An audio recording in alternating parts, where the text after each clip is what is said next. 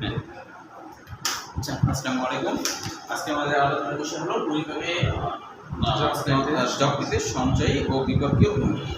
তো প্রথমে দেখো যকৃতের সঞ্চয়ী ভূমিকাটা, তারপরে বিপাকীয় ভূমিকা। হ্যাঁ, তো সঞ্চয়ী ভূমিকা কেন সঞ্চয় করতে হয় যকৃতকে, কারণটা কি বলতো? সরাসরি রক্তে যদি আমরা যা খাই তা যদি সরাসরি রক্তে মিশে যায় তাহলে কি সমস্যা হবে?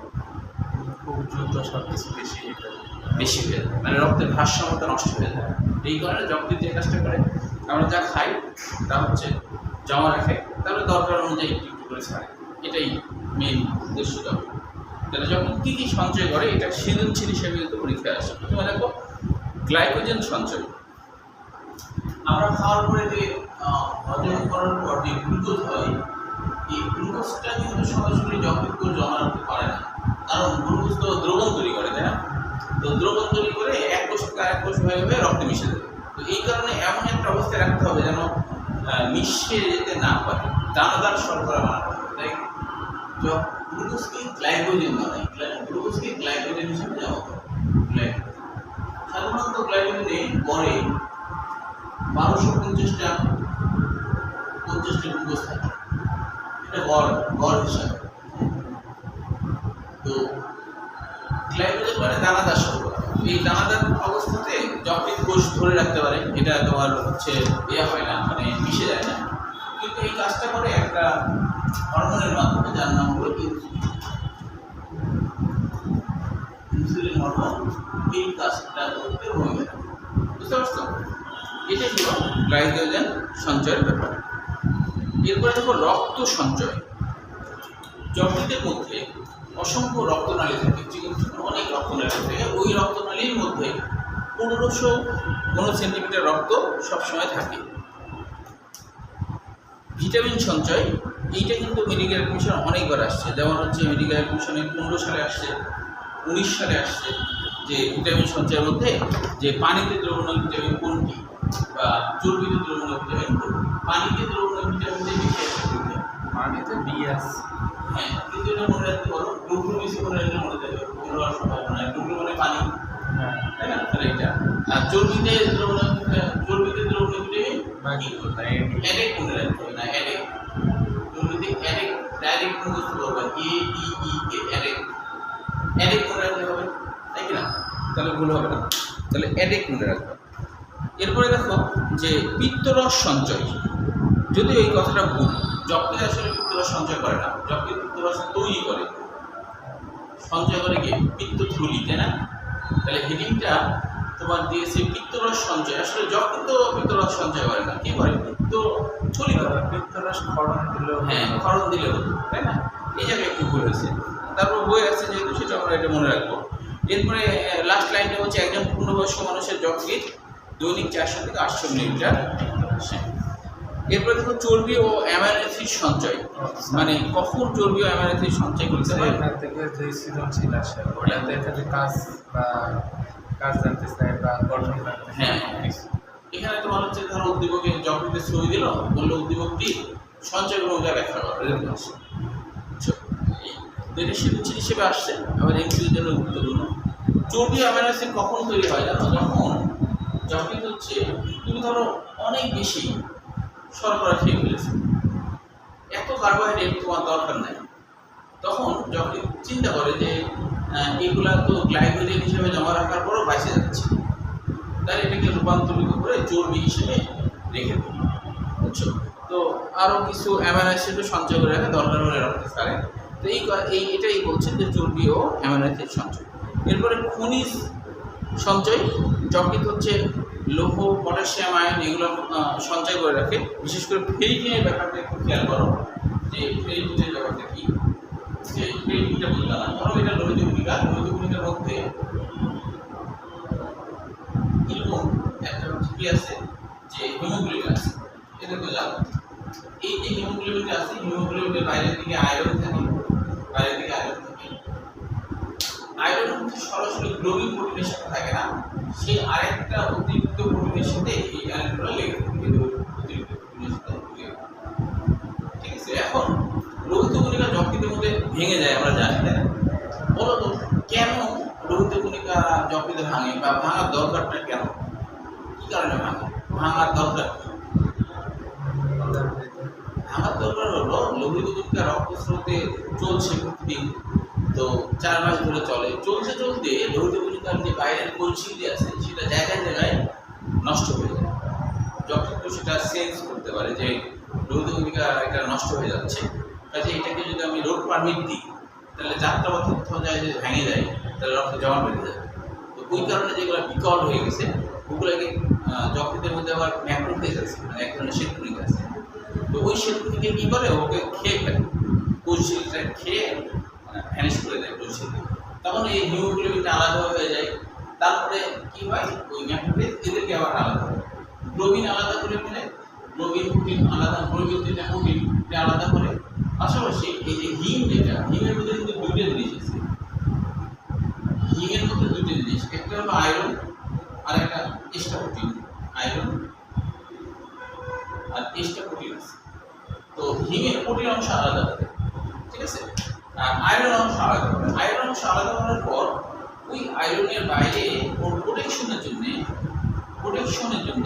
কারণ এটা আবার যখন জমা রাখতে হবে, কারণ রাখতে হবে, কারণ এটা খুবই দরকারি জিনিস। নতুন লোহিত কণিকা তৈরিতে কিন্তু এই আয়রন লাগে, তাই না? এই জন্য এটা কিন্তু জমা রাখবে। তো তখন কি করে, এর বাইরে একটা প্রোটিন আবরণ দিয়ে ঘিরে রাখে। তাহলে আয়রন আর প্রোটিন আবরণ সব মিলে হলো ফেরিটিন। ফেরিক থেকে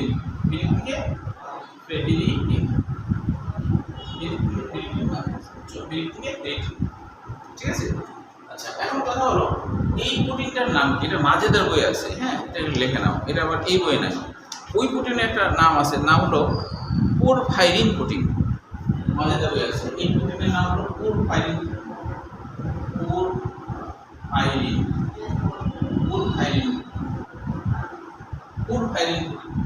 পোরফাইরিন কথাটা হচ্ছে গ্রিক শব্দ পোর ফিয়া থেকে, ফ্রিয়া, পোরফিয়া,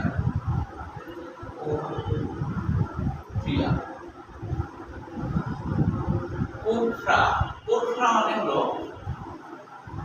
মানে হলো বেগুনি, বেগুনি কালারের একটা প্রোটিন আর কি। তো এইটা দিয়ে ঘিরে সঞ্চিত করে থাকে। যখন যখন দরকার হয়, লোহিত কণিকা তৈরি যখন দরকার হয়, তখন এরা কোথায় চলে যায়? অস্থিমজ্জায় চলে যায়। এরা অস্থিমজ্জায় যায়। যখন এরা অস্থিমজ্জায় যায়, যেতে শুরু করে অস্থিমজ্জায়,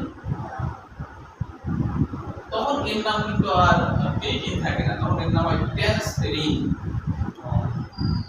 ট্রান্সফার হচ্ছে, তাই ট্রান্সফেরিন, তাহলে এর নাম হয় ট্রান্সফেরিন। যখন সে অস্থিমজ্জায় যাবে তখন এর নাম হবে ট্রান্সফেরিন। তবে এখানে যে 6টা পয়েন্ট, এটা মনে রাখার একটা সন্দেহ মানিয়েছে, সেটা হলো এরকম: গাভীর পচা মিনারেল।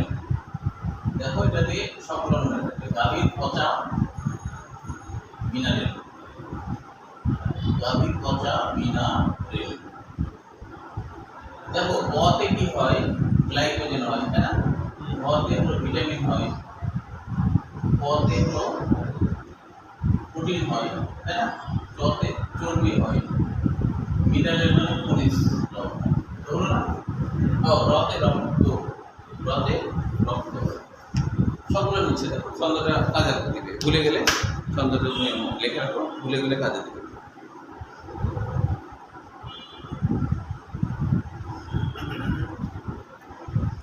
আচ্ছা, এবার দেখো, তাহলে এটা আমরা খুব সহজেই পারবো এখন, তাই না? আচ্ছা, এবার আমরা চলে আসি যে যকৃতের বিপাকীয় ভূমিকা এই জায়গায়। আচ্ছা, বিপাক আর পরিপাক এর মধ্যে একটু পার্থক্য আছে, একটু বলবার চেষ্টা করতে হবে।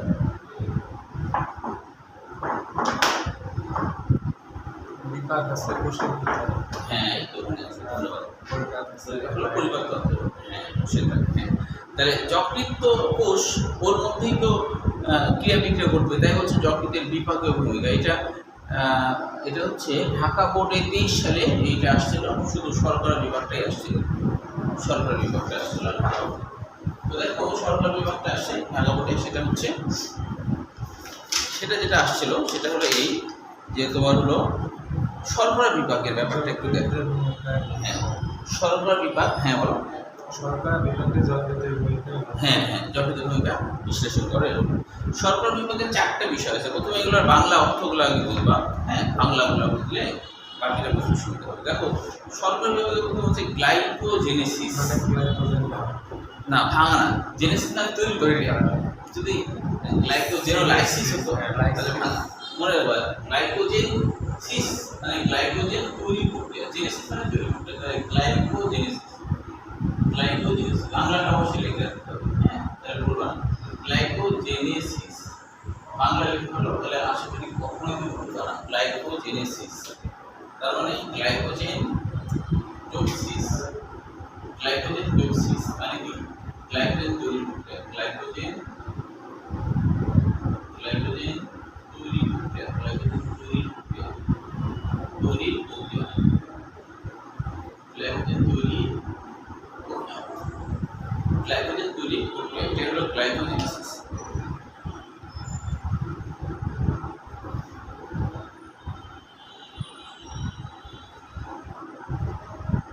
কখন তোমার হচ্ছে গ্লাইকোজেনেসিস হয় জানো? যখন আমাদের অতিরিক্ত শর্করা রক্তে যখন এই গ্লুকোজের পরিমাণ বেড়ে যাবে। আমাদের রক্তে কিন্তু জন্ম থেকে একটা সিস্টেম করা আছে, প্রতি 100 ঘনসেন্টিমিটারে 90 গ্রাম করে গ্লুকোজ থাকবে, এটা নিয়ম। বুঝছো?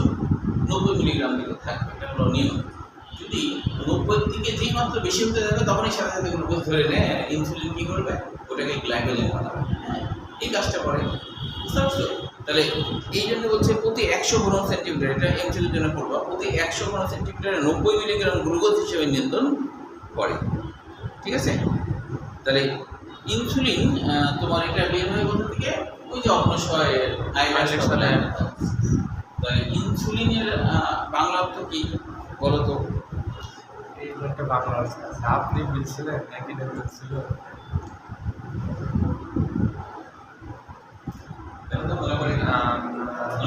নারী না না, ইনসুলিন কথাটা আসছে ইনসুলা থেকে, ইনসুলা যার অর্থ দিক প্রোটিন।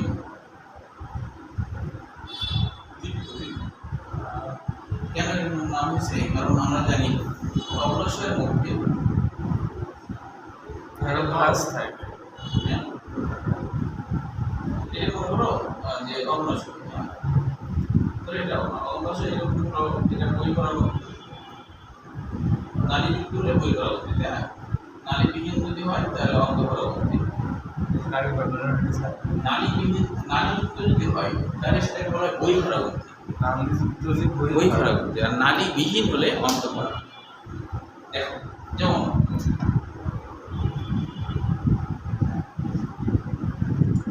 এখানে খেয়াল করো, এই গ্রন্থিগুলা নালীযুক্ত, নালীর সাথে মিশে আছে। আর এখানে কি গ্রন্থি আছে, এর সাথে কোনো নালী নেই, নালী আছে নালী। তাহলে এই নালীবিহীন হলে অন্তঃক্ষরা। অন্তঃক্ষরা নামকরণ কেন হয়েছে? মানে ভিতরে করণ, তাই না? কার ভিতরে করণ? রক্তের মধ্যে করণ। যদি কোনো কিছু রক্তের মধ্যে মিশে যায় তাহলে এটা অন্তঃক্ষরা, আর রক্তের বাইরে হলে এটা বহিঃক্ষরা। রক্তটাই আমাদের শরীরের মেইন জিনিস, মানে একদম সরাসরি রক্তের ভিতরে ক্ষরণ, এই জন্য অন্তঃক্ষরণ।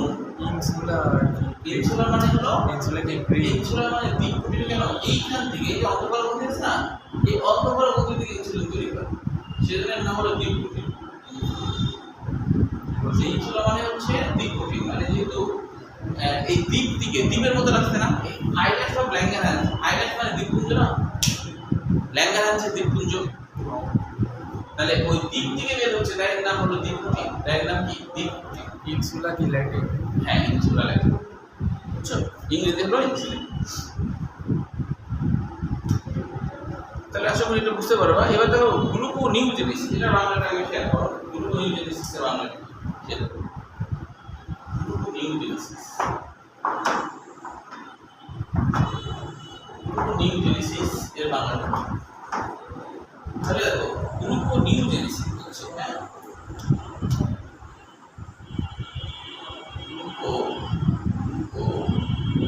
নতুন গ্লুকোজ তৈরি করা।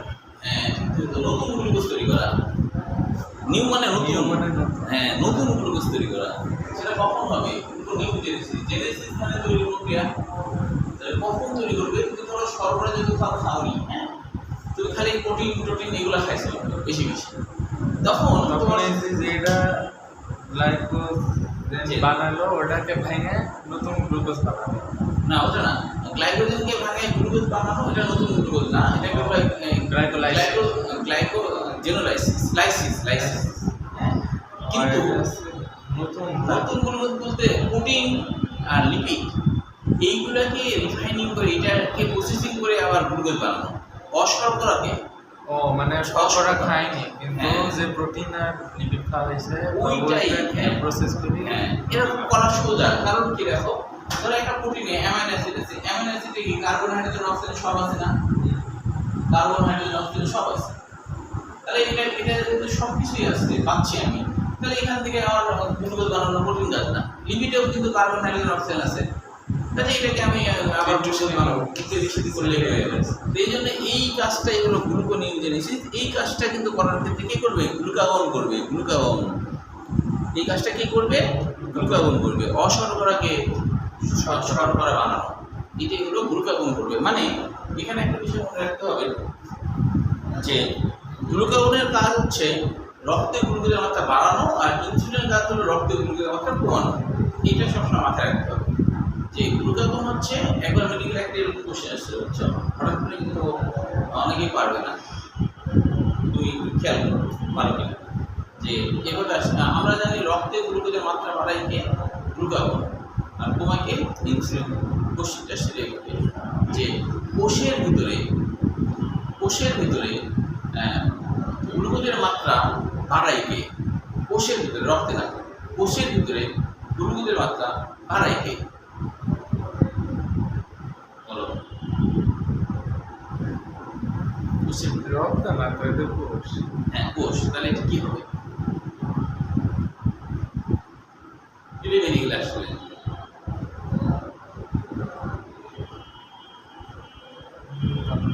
আচ্ছা দেখো, ইনসুলিন আচ্ছা, কেন? কারণ রক্তে কমায় দেয়, তাহলে কোষে যাওয়া যায় না, কোষে যা ছিল তে জমা থাকে। হ্যাঁ, মানে রক্তের সাথে কোষে বেশি। যেমন ধরো যাদের ডায়াবেটিস হয় মানে ইনসুলিনের পরিমাণ কম বলেই তো ডায়াবেটিস হচ্ছে, রক্তে বেশি বেড়াচ্ছে না। কিন্তু যদি তোমার ইনসুলিনের কাজ হলো গ্লুকোজকে ধরে কোষের মধ্যে ঢোকাই দেয়, তাহলে কোষে তো গ্লুকোজের মাত্রা বাড়াচ্ছে কে? ইনসুলিন, তাই না? ইনসুলিন রক্তে কমাই দিছে, মানে রক্তের সাথে কোষে বেশি। হ্যাঁ, রক্তে কমাই দিচ্ছে, তাহলে কোষে বেশি। হ্যাঁ, কোষে বেশি হয়ে গেল।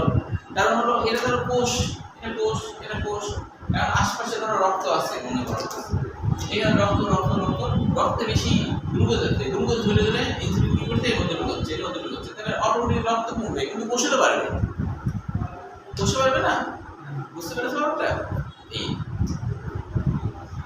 এত পেছানো ঠিক, এত পেছানো ঠিক না। তাহলে গ্লুকাগনের কথা বললে তাহলে উল্টা হবে, গ্লুকাগনের কথা বললে উল্টা হবে, একটু মাথায় রাখবা তাহলে হলো। আচ্ছা, এটা হলো নতুন গ্লুকোজ বানানো। এটাও কিন্তু দেখো যে প্রতি কোনো রক্তে গ্লুকোজের স্বাভাবিক মাত্রা 90 মিলিগ্রাম 100 ঘন সেন্টিমিটার, ওই একই, এইটা লেভেল ঠিক রাখার কাজটাই ও করবে, তাই না? এই যদি কম হয়, যদি দেখা যাচ্ছে গ্লুকোজ পাচ্ছে না, গ্লাইকোজেন পাচ্ছে না, অশর্করাকে ভেঙে রক্তে গ্লুকোজের মাত্রা 90 মিলিগ্রাম রাখবেই, ভারসাম্যতা থাকবে। যেমন আমাদের বায়ুমণ্ডলে সবসময় কিন্তু ভারসাম্য অবস্থা থাকে, 21% বাতাস, এটা কি ভারসাম্য কখনো চেঞ্জ হয়েছে? বৈজ্ঞানিকরা সমস্যা, হ্যাঁ, চেঞ্জ হলে কি সমস্যা জানো? বৈজ্ঞানিকরা বলছে রক্তে যদি 21%-এর জায়গায় রক্ত বলছি বায়ুমণ্ডলে যদি 21%-এর জায়গায় 22% অক্সিজেন হয়ে যায়, তাহলে কি হবে? আর যদি 21%-এর জায়গায় 20% অক্সিজেন হয় বায়ুমণ্ডলে, তাহলে কি হবে? বৈজ্ঞানিকরা গবেষণা করে দেখছে, যদি 21-এর জায়গায় 22 হয়, তাহলে কি হতে পারে? বড় বড় তোমার ধারণা? তাপমাত্রা বাড়বে না, আগুন ধরে দেবে তাপমাত্রা বাড়ানো। হ্যাঁ, আর হচ্ছে কমে গেলে পরে মানুষ দৌড়াটিকে মারা যাবে। আচ্ছা, তাহলে এবার দেখো এইটার ভাষাটা একটু খেয়াল করো, গ্লাইকোজেনোলাইসিস। হ্যাঁ, লাইসিস মানে ভাঙা, তাহলে ওটা লিখে রাখতে হবে, বইয়ে লিখে রাখতে হবে, ভুলে না যাও। গ্লাইকোজেনোলাইসিস মানে হলো হলো গ্লাইকোজেন ভাঙা, গ্লাইকোজেনোলাইসিস মানে গ্লাইকোজেন ভাঙা। তাহলে রক্তে গ্লুকোজের মাত্রা কমে গেলে গ্লাইকোজেনোলাইসিস মানে গ্লাইকোজেন ভেঙে ভেঙে তোমার দিবে, তাই না? অশর্করা কখন হবে? গ্লাইকোজেনও নাই, তখন বাধ্য হয়ে তোমার অশর্করা তাই না? গ্লাইকোজেন থাকলে গ্লাইকোজেনই ভেঙে ভেঙে কাজ সারবে, বুঝতে পারছো? যেমন ধরো মানুষের 21 দিন না খায় বাঁচতে পারে, তাহলে প্রথমে তোমার গ্লাইকোজেনটা তোমার 3 দিনের মধ্যে গ্লাইকোজেন শেষ হয়ে যায়, 3 দিনের মধ্যে গ্লাইকোজেন শেষ। এইবার তখন কি করবে? তোমার শরীরে চর্বি মর্বি আছে না, লিপিড টিপিড, ওগুলাকে শর্করা বানাবে, তুমি আস্তে আস্তে চিকন হতে থাকবে না খাওয়ার কারণে। হ্যাঁ, তারপরে আমাদের পেশি কোষ আছে না, পেশি কোষের অন্যত তো প্রোটিন আছে, কোষের মধ্যে প্রোটিন আছে না, কলচিলিতে প্রোটিন আছে, কোষের ভিতরে প্রোটিন আছে, ওগুলো আবার ভাঙবে।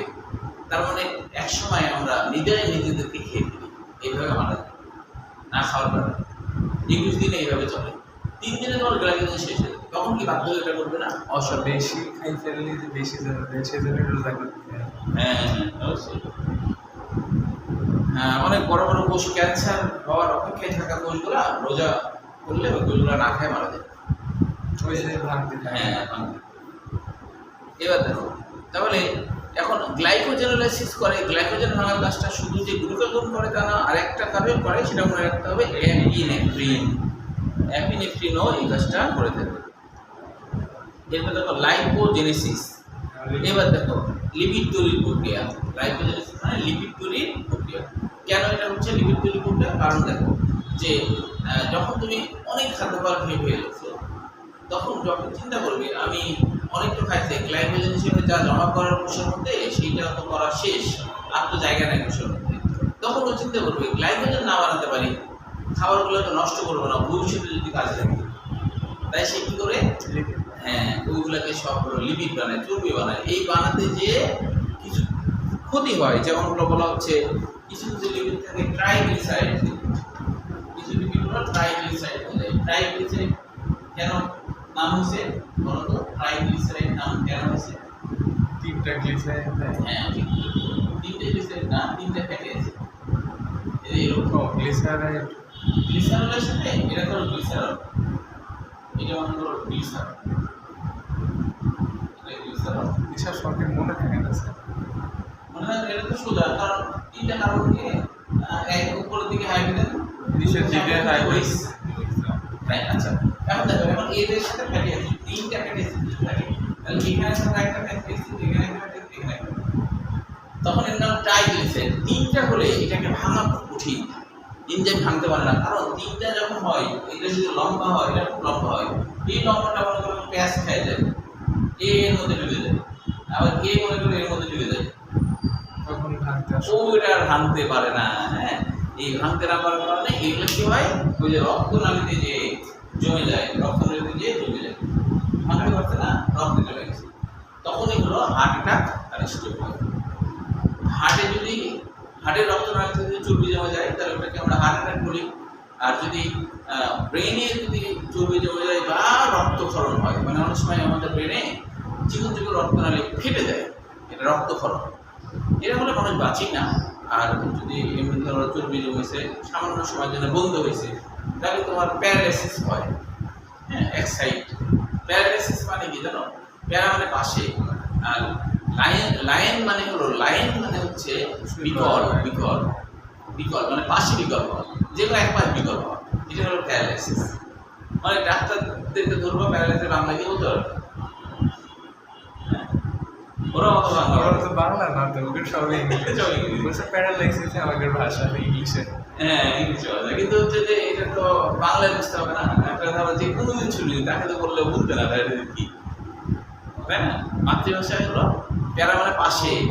তার বাংলা পড়ায় না। হ্যাঁ হ্যাঁ, আমার বোনের না বাংলায় পড়ায় না, কিন্তু তোমার হচ্ছে তারপরেও কিন্তু যে শব্দটা আবার বুঝেই না একবারে, সেটা তো বাংলা তারা ডিকশনারি করে করে দেয়, কিন্তু স্যাররা পড়ায়নি শুনে স্যাররা বলে না, বলে না। এটা আমি তো আমার স্টুডেন্টরা বলে, তো আমি জিজ্ঞেস করতে বলে না। তবে ওরা ডিকশনারি দেখে বাংলাটা মাতৃভাষা বুঝতে তো হয়, বা মাতৃভাষা না বুঝলে তো হবে না, বুঝলে তো হবে না। হ্যাঁ, নাম যদি মুখস্থ করবে না, তখন বুঝি তো মুখস্থ করতে হবে। তাহলে এইটা হলো লাইপোজেনেসিস। এরপরে দেখো পার্থক্যটা ক্ষয়ের জন্য করে রাখা ভালো, 3টা আছে, গ্লাইকোজেনেসিস আর গ্লাইকোজেনোলাইসিস। এরপরে দেখো এটা হবে হ্যাঁ পার্থক্যটা পারবা। আচ্ছা এই ছবিটা বুঝতে পারছো কিনা দেখো, দেখো এখানে পরিবর্তন হতে সকল খাবারগুলা যেগুলো হজম করার পরে খাদ্য সারগুলা সব দেখো যকৃতে জমা হচ্ছে না, যকৃতে চলে যাচ্ছে, কিন্তু ফেরাগার যকৃতে যাচ্ছে, সঞ্চয় করছে, তাই না? যকৃতের মধ্যে এই যে গ্লুকোজগুলা গ্লাইকোজেন প্রয়োজন হলে আবার গ্লাইকোজেন থেকে গ্লুকোজ হচ্ছে, তাই না? আচ্ছা অ্যামাইনো অ্যাসিড, অতিরিক্ত অ্যামাইনো অ্যাসিড ডিঅ্যামিনেশন হচ্ছে। এবার আমরা পড়বো ডিঅ্যামিনেশন ব্যাপারটা কি। ডিঅ্যামিনেশন ব্যাপারটা হলো অ্যামাইনো অ্যাসিড হ্যাঁ মানে যদি অ্যামাইনো অ্যাসিড অনেক জমা করছে কিন্তু জমার থেকে অনেক বেশি হয়ে গেছে, বেশি অ্যামাইনো অ্যাসিড যকৃতে আবার জমা রাখতে পারে না, তখন কি করে যে এই অ্যামিন গ্রুপটাকে বাতিল করে দেয়, এই অ্যামিন গ্রুপটাকে বাতিল করে দেয়, বুঝতে পারছো? এই অ্যামিন গ্রুপটা আর রাখা যাবে না, অ্যামিন গ্রুপটা হচ্ছে যে এটা ফেলে দিতে হবে। তো এইটা যখন বের হয়ে যায়, এটা যখন মাইনাস হয়ে যায়, তখন তখনই এর নাম হয় ডিঅ্যামিনেশন, তখন এর নাম হয় কি ডিঅ্যামিনেশন। পরবর্তীতে এটা কিটো অ্যাসিড হয়। সাধারণত এই অংশটা পানি হয়ে বের হয়ে যায়, তখন এটা কিটোন গ্রুপ হয়ে যায়, এটা কিটোন গ্রুপযুক্ত অ্যাসিড হয়ে যায়। কিটোন গ্রুপযুক্ত অ্যাসিড হয় কিটো অ্যাসিড হয়, কিটো অ্যাসিড পানি বেরিয়ে যায় আর ওই অ্যামিন গ্রুপ তো বাদ দিয়ে বাদ হয়ে। এখন এই কিটো অ্যাসিড কিন্তু শক্তি তৈরিতে ব্যবহৃত হয়, কেক চক্রে যায় এটা আবার শক্তি তৈরি করতে পারে, এটা কাজে লাগে। কিন্তু ডিঅ্যামিনেশনে যে অ্যামোনিয়া হলো, অ্যামোনিয়াকে সরাসরি প্রস্রাবের মাধ্যমে বের করে দিলেও হয়, কিন্তু বের করে দেওয়া হয় না। কেন বের করে দেওয়া হয় না? অ্যামিন গ্রুপকে সরাসরি প্রস্রাবের মাধ্যমে বের করে দেওয়া হয় না, কারণ কি জানো? কারণ হাইড্রোজেনের ঘাটতি করে না। না, সেটা জানি না। অ্যামিন গ্রুপ এমন একটা গ্রুপ, এ খুবই বদ। একে যদি তুমি এমনি ছেড়ে দাও, রক্ত ছেড়ে দাও, ও কারো না কারোর সাথে বিক্রিয়া করাই দেবে, তখন আর চাইতে যাবে না, বুঝতে পারছো? ও কারো না কারোর সাথে বিক্রিয়া করাই দেবে, ওর যেহেতু বন্ধন তো একটা ফাঁকা আছে না, তো ও কিন্তু এমনই বদ যে ও কারো না কারোর সাথে বিক্রিয়া করাই দেবে। যেমন দুষ্টু ছেলেমেয়েরা থাকে না, যে যারা পড়াশোনায় ভালো না, তারা দেখা যায় বেশি প্রেম ভালোবাসায় ব্যস্ত থাকে, যে ও বিয়ে করেনি তার মানে ও ফাঁকা, ওকে একা থাকলেও কারো না কারোর সাথে বিক্রিয়া করাই দেবে। 2 মিনিট লাগবে না। হ্যাঁ 2 মিনিট লাগবে না। এই জন্য দেখা যায় অনেক মেয়েরা, বিশেষ করে মা বাবা মেয়েদেরকে স্কুলে কলেজে নিয়ে আসে, প্রাইভেটে নিয়ে আসে। কেন? ওকে একা ছাড়ে না, জানে যে একা ছাড়লেই কারো না কারোর সাথে বিক্রিয়া করাই দেবে, ঠিক কিনা? তো এই অ্যামিন গ্রুপও তাই, একে একা ছেড়ে দেওয়া যাবে না, সেহেতু এর সাথে একটা হাইড্রোজেন যুক্ত হয়। এর সাথে একটা হাইড্রোজেন যুক্ত হলে এটা হয়ে যায় অ্যামোনিয়া, তখন একটু শক্তি হলে হলো না, এখন আর দম্পতি হয়ে গেছে, এখন আর ভয় হয় না। যেমন মা বাবা কি বিয়ে করার পরে কি মেয়েকে বের করে না স্বামীর কাছে ছেড়ে দিতে, তাই না? এখন এই অ্যামোনিয়া তোমার হচ্ছে যে এর কোনো সমস্যা নাই, কিন্তু আরো কিছু ঝামেলা আছে, সেটা হলো কার্বন ডাইঅক্সাইড থাকে যারা হচ্ছে ক্ষতিকর। তখন চিন্তা করা হয় দুই জিনিসকে একসাথে বের করি, তাহলে এখানে অ্যামোনিয়া আর কার্বন ডাইঅক্সাইড এই দুটোকে একসাথে একত্রিত করা হয়। এই একত্রিত হলে এইটাকে তখন বলা হয় ইউরিয়া। এটার নাম হলো কি? ইউরিয়া। ইউরিয়া মানে এও খারাপ, কার্বন ডাইঅক্সাইড খারাপ, দুই খারাপকে এক জায়গায় করে ইউরিয়া বলে, ইউরিয়া বলে সেই কথাগুলো কিন্তু দেখো এখানে আছে। হ্যাঁ ইউরিন, ইউরিয়া থেকে ইউরিন হয়, এই দেখো এখানে আছে। কিটো অ্যাসিড শক্তি উৎপাদনের জন্য কেফ চক্রে প্রবেশ করে, আর এই দেখো আর বলছে অ্যামিন মূলক এই যে হাইড্রোজেন বিক্রি করে অ্যামোনিয়া তৈরি করে। কেন তৈরি করলো বুঝলা তো? নাহলে ওকে ছেড়ে দিলে ঝামেলা, কারণ আমার সাথে বিক্রিয়া করাই ফেলবে, তাহলে তো বের হলো না। এটার সাথে হ্যাঁ এরা ইউরিয়া তৈরি। অ্যামোনিয়া অত্যন্ত বিষাক্ত পদার্থ, যা জিরে জমা হলে মানুষ মৃত্যু হতে পারে। তাই যকৃতে অর্নিথিন চক্র, অর্নিথিন নামকরণটা কেন হয়েছে জানো? অর্নিথিন কিন্তু গ্রিক শব্দ অর্নিস থেকে আসছে। অর্নিথিন কথাটা আসছে গ্রিক শব্দ অর্নিস, গ্রিক শব্দ অর্নিস। অর্নিস মানে কি জানো? অর্নিস মানে হলো পাখির মল। পাখির মল, পাখির মলে প্রথম এই অ্যামাইনো অ্যাসিডটা পাওয়া গেছে। পাখির মলে প্রথম এই অ্যামাইনো অ্যাসিডটা পাওয়া গেছিল, সেজন্য এর নাম হলো যে দেওয়া হয়েছে যে অর্নিথিন চক্র। পাখির মলে পাওয়া গেছে অ্যামোনিয়া, এই কারণে। তেমন হচ্ছে গ্রিক শিখতে হবে স্যার। হ্যাঁ গ্রিক শিখতে গ্রিক শিখতে হবে না? আচ্ছা, শর্করা বিভাগে শর্করা বিভাগে সিটো কার্বন ডাইঅক্সাইড অ্যামোনিয়া যুক্ত হয়ে ইউরিয়া তৈরি করে, এই যে বুঝছো?